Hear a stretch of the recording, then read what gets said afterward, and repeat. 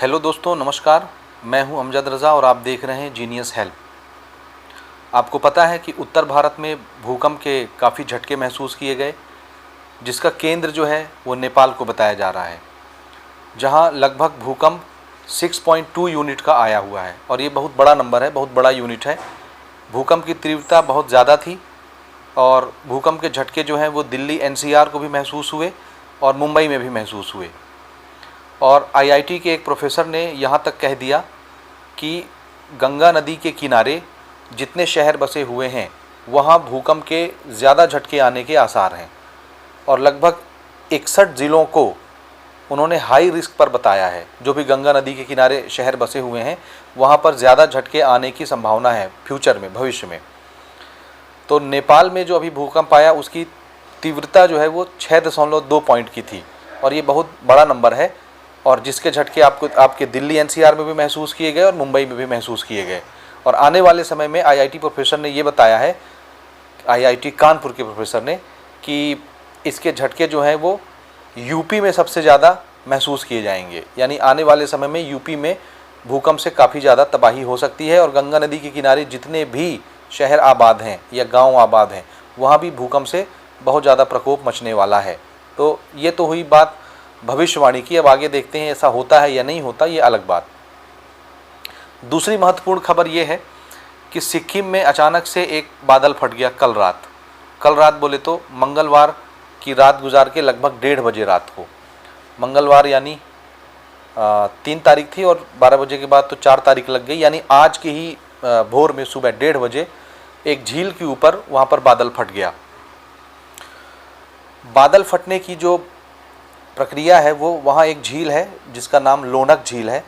लोनक झील के ठीक ऊपर एक बहुत बड़ा सा बादल वहाँ पर फटा लगभग 1:30 बजे रात को, जिसके कारण वहाँ जो झील के आसपास का इलाका है जिसको घाटी जिसका नाम लाचेन घाटी है, वहाँ अचानक से लाचेन घाटी में जल का स्तर बढ़ गया। यानी वहाँ की जो नदी है जिसको तीस्ता नदी बोलते हैं, तो तीस्ता नदी के पानी का जल का स्तर जो है वो बहुत ज़्यादा बढ़ गया। कितना ज़्यादा बढ़ा? वो लगभग 15 से 20 फीट पानी का लेवल जो है वो ऊपर हो गया।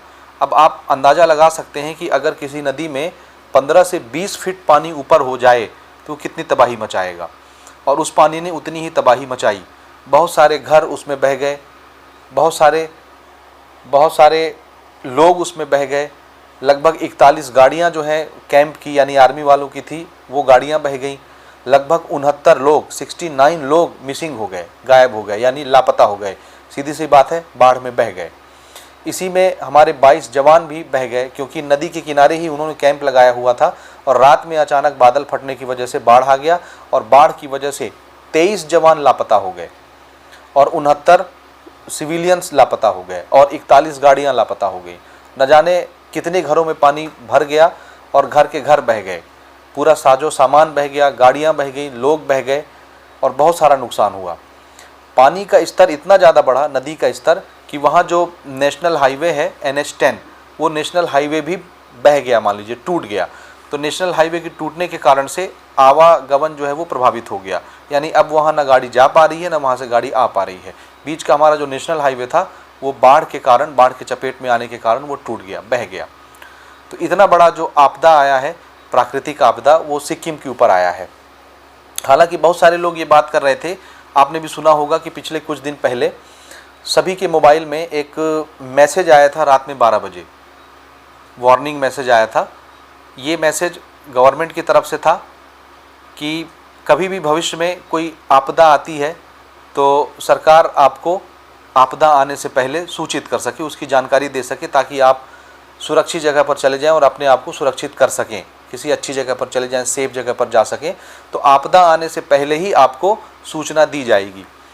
लेकिन अब लोग बातें ये कर रहे हैं कि जो टेस्टिंग की जा रही थी टेलीकॉम कंपनी की तरफ से, और सभी के मोबाइल में मैसेज आ रहा था रात में 12 बजे अचानक से मोबाइल फ़ोन जो है अचानक से वाइब्रेट करने लग गए, बड़े अजीब टाइप का मैसेज था, वार्निंग मैसेज। वो मैसेज अब क्यों नहीं आया? सिक्किम में जब इस तरह की आपदा आई तो वार्निंग मैसेज आना चाहिए था, उनको पहले से बताना चाहिए था कि इस तरह की कोई प्राकृतिक आपदा आने वाली है, ताकि वहाँ रहने वाले लोग सेफ जगह पर चले जाते और इतने जान माल का नुकसान नहीं होता। लेकिन बात यह है दोस्तों कि प्राकृतिक आपदाएं जो है वो किसी को बता के नहीं आती। जिस तरह से भूकंप किसी को बता के नहीं आता, बाढ़ भी किसी को बता के नहीं आती, बादल भी किसी को बता के नहीं पड़ता, ये सब ईश्वर कंट्रोल करता है, ईश्वर की मर्जी से होता है। तो प्राकृतिक आपदाओं को पहले से नहीं भापा जा सकता। साइंटिस्ट चाहे कितनी भी कोशिश कर लें, कई साल से साइंटिस्ट कोशिश कर रहे हैं, लेकिन आज तक हम ये नहीं पता लगा पाए कि किस जगह पर भूकंप आएगा और कितना तेज आएगा। अगर हम ये पता लगा लेते कि फला जगह पर भूकंप आने वाला है तो हम उस जगह को वेकेट करा लेते, खाली करा लेते और वहाँ जान माल का नुकसान नहीं होता। तो साइंटिस्ट कई साल से कोशिश कर रहे हैं कि भूकंप वाले इलाके का पता लगाया जा सके, बाढ़ वाले इलाके का पता लगाया जा सके, लेकिन ये चीज़ें ऑन द स्पॉट होती हैं जब ईश्वर चाहता है। ये नेचुरल डिजास्टर की चीज़ें हैं, प्राकृतिक आपदाएं हैं और ये ईश्वर की मर्जी से होता है। तो ईश्वर की मर्जी से ही हुआ। न जाने कितने लोग बह गए, बहुत सारे लोग बेघर हो गए। लगभग 4000 से 5000 लोगों को 5 राहत केंद्रों में सही सलामत पहुंचाया गया है, जहां उनकी देखभाल की जा रही है। अभी तक लगभग 8 लोगों की लाशें जो हैं पानी से बरामद हुई हैं, लेकिन अभी तक उनकी पुष्टि नहीं की जा पा रही है कि वो कौन है, आर्मी के जवान हैं या आम जनता है, सिविलियंस हैं। ठीक है, वहाँ के जो डिस्ट्रिक्ट मजिस्ट्रेट हैं उनका मानना ये है कि जितने 22 से 23 जवान मिसिंग हुए हैं, बाढ़ में बह गए हैं, उनके जीवित लौटने की आशंका जो है बहुत कम है। यानी उनके तरफ से ये बयान दिया गया कि जो भी जवान बाढ़ में बह गए हैं वो अब नहीं बचे होंगे, वो मौत के घाट उतर गए होंगे। लेकिन ये सिर्फ अभी आशंकाएं हैं, इसकी अभी पुष्टि नहीं हुई है। लेकिन मिसिंग तो है जवान और अभी तक उनका पता नहीं चला है। जो भी टीम है वो अभी सभी चीज़ों को ढूंढने में लगी हुई है। जो भी लोग मिसिंग हैं उनको ढूंढने में टीम जो है वो अपना काम कर रही है। वहाँ जितने भी लोग हैं बचाव केंद्र में, राहत बचाव केंद्र में उनको पहुँचाया गया है, राहत केंद्रों में, और बचाव दल जो है वो अपनी पूरी ताकत के साथ वहाँ पर सक्रिय हैं। और वो जो नदी है तीस्ता नदी, वो नदी सिक्किम से होते हुए पश्चिम बंगाल तक जाती है, पश्चिम बंगाल से होते हुए बांग्लादेश तक जाती है। तो नदी में बाढ़ आने की वजह से पश्चिम बंगाल में भी बाढ़ के बहुत सारे हालात हैं और वहाँ पर भी इसी तरह की आपदा मची हुई है। अब यही पानी आपके बांग्लादेश में जाएगा, वहाँ भी इसी तरह के हालात होंगे।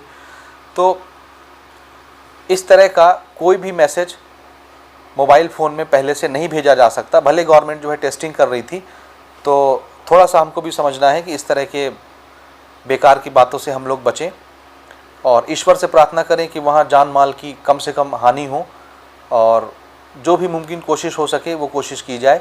हमारे प्रधानमंत्री नरेंद्र मोदी जी ने भी सिक्किम के सीएम से बात की है और वहाँ जितने भी नुकसान हुए हैं उनकी भरपाई करने की बात की है उनसे, और वहाँ की जो हालात हैं इस समय उसको देखने सुनने की भी बात की है।